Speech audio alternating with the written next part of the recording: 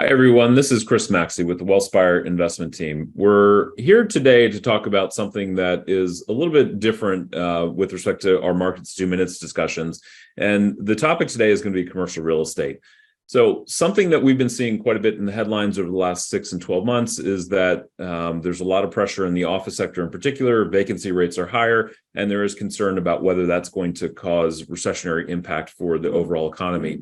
Well, the thing we want to point out is that as you look at the whole office sector or the real estate sector in across the entire economy, office is a small section of that. So on the right-hand side are public REITs. On the left-hand side is the private real estate market. Within public REITs, office only represents 5% of that entire universe.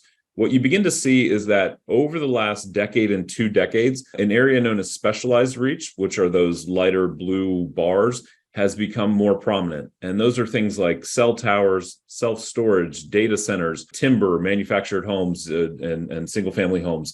What you'll notice is that those things are not going away. And the other good bit of news here is simply that the commercial real estate sector as a whole has gotten a lot more diversified over time. It's a little bit different in the private real estate market where office is a larger composition, around 22% of the overall index.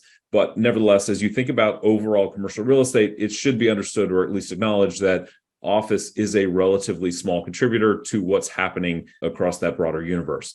Secondarily, what I think is really important is that vacancy rates for many of those specialized sectors in particular are quite low. So if you take a look at the graphic here, that gray line that's been coming down over the last decade is industrial, including those data warehouses and those shipping centers that groups like Amazon will use.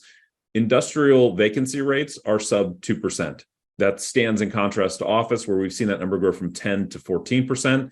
But as you see strength in industrial, there's also been strength in multifamily and even to a degree more recently in retail.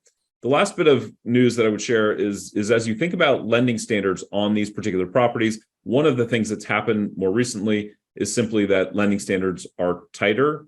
They are more interested in building up those equity cushions and buffers.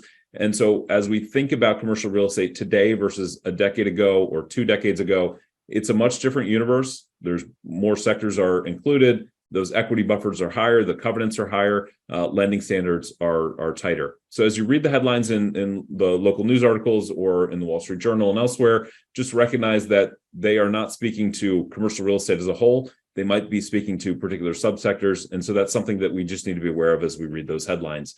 We hope you found this interesting. Thanks for joining, and we look forward to speaking again soon.